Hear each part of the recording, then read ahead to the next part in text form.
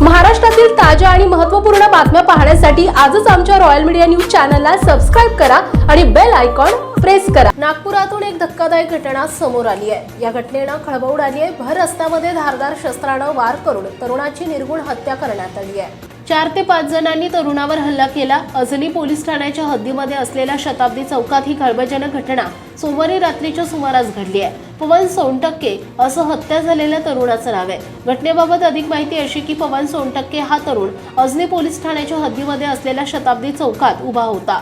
चौकात उभा असताना त्याचा तेथील काही तरुणांशी वाद झाला। या वादातून 4 ते 5 जणांनी त्याच्यावर धारदार शस्त्रानं वार केला। या हल्ल्यामध्ये पवन गंभीर जखमी झाला होता। जखमी झालेल्या पवनचा घटनास्थळीच मृत्यू झाला।